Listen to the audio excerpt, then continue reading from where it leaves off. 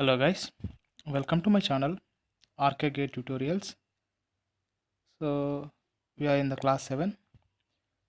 In the previous class we have studied about the instrument transformers, that is the CTs and PTs and different CTs and measuring and measurement CTs and the protection CTs and their characteristics. Now in this class let us study the relay time, circuit breaker time and fault clearing time. And if anyone still not subscribed to my channel, please subscribe and go through the previous classes too, so that you will have a clear idea about the protection.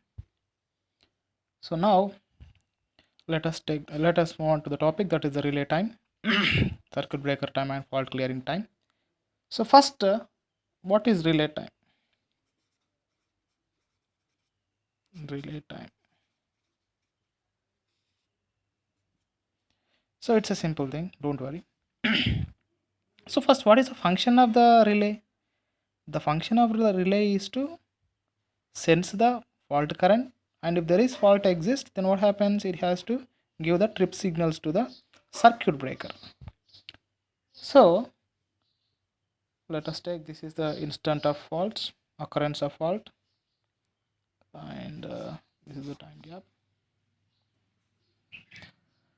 So what it is giving? It is giving that this is, let us take, this is the instant of occurrence of fault, occurrence of fault, and this is the instant of the complete work of the relay, that is instant of issuing the trip signal, issuing the trip signal to circuit breaker.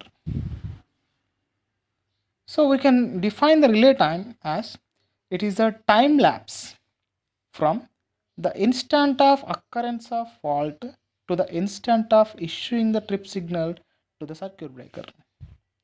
So that is what is called as relay time. I hope you understand the relay time. Now let us go to the second, that is the circuit breaker time. Circuit breaker time. Now we have to analyze what is circuit breaker and what is the construction of circuit breaker, etc., etc. So without getting much details, so circuit breaker is having two contacts. One is fixed and one is moving contact. Let us say this is fixed contact and this is moving contact. So during the normal condition, normal operating condition, what happens? Those two are fixed, those two are kept close together so that it can allow the load current to flow through it. It can allow the load current to flow through the load. This is the load. Somewhere here load will be there. This is the load current. But when the short circuit fault takes place at somewhere, then what happens? It senses, the relay senses the fault current and issues the trip signal to the circuit breaker. Then this moving contact will be separated by the trip coil that we have already seen in the last class. So what happens? The contacts get separated. This is the fixed contact and this is the, let us say, moving contact. So even though when you are separating the fixed contact and moving contact, there exists an arc here arc forms, and still the fault current flows through the load. I mean, not through the load, the fault current flows. So it is not yet completely done. The circuit breaker not completely done its work. It has to isolate the faulty section. So this arc is to be quenched in the sense removed. So this arc is to be quenched. So what he is doing, of course it will be done by some other means, and here it will take some more time to separate the, since there is no current here, the current will be zero, fault current will be zero. So when the arc is completely quenched. So here circuit breaker involves two timings. One is One is separating this moving contact from the fixed contact with arc, and another one is arc quenching time. So that is what is the circuit breaker time. So here you have to make a point. So what is the circuit breaker time is the time lapse from, so let me draw that figure 2. So here it has two timings. So one is it is issuing the trip signal, right? Which one? The relay is issuing the trip signal. So let us say this is a relay time, I mean the fault occurrence time, and this is the trip signal issuing time. This is the relay time. Now here when it issues a trip, so that can be taken as a CB time. From here we can take the CB time. So CB time can be, circuit breaker time can be the sum of opening of the contacts when arc is present and arc quenching time as well. So trip from here to arc quenching time. Arc quenching time. So this can be, the circuit breaker time can be written as opening of circuit breaker contacts, opening of circuit breaker contacts, I mean the time taken for the opening of circuit breaker contacts to the arc quenching time. Arc quenching time. So this can be the circuit breaker time.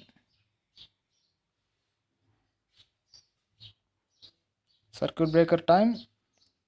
So circuit breaker has to open the contacts, but when it is opening the contacts there is an arc forms. That arc is also carries the fault current to the secondary side of the circuit breaker. So arc is to be quenched. So the arc quenching time is also included in the circuit breaker time. So this is what is the circuit breaker time. I hope you understand. And now let us move to the next. Now fault clearing time. So what is fault clearing time? Fault clearing time. So what is fault clearing time? We have seen the relay time from here to here, and we have seen the circuit breaker time, which includes two parts, that is from here to here. This is the CB time, this is the relay time. So here the fault occurs, I mean the occurrence of fault, here giving the trip signal to the circuit breaker where the contacts may start opening. So somewhere here the contacts opens, and due to the arc formation, somewhere here the contacts open, and due to the formation of arc, the fault current still exists in the circuit, so that it should be avoided. So the time from here to here will be the arc quenching time. So this is the second part of the circuit breaker. So here the arc is quenched. Arc is quenched in the sense the complete system is isolated. I mean the faulty and healthy sections both are isolated. So we can say this complete time from the fault occurrence to the arc quenching time is taken as fault clearing time. So here the fault is cleared, it is opened. Fault clearing time. So fault clearing time can be defined as, it is defined as, it is the time lapse from instant of occurrence of fault to the instant of arc quenching. Instant of arc quenching. So this is what is called fault clearing time. So you can write relay time plus circuit breaker time. You can write like this also, as the fault clearing time included both the times, so we can write relay time and circuit breaker time. So this is what is the different timings. I hope you understand. If you have any problem through in the while whether it is not looking clearly, or any problems, technical problems, please issue me through your comment and support me by liking, sharing, and subscribing my channel, so that I will cover more and more videos. And thank you very much. Signing off. Bye.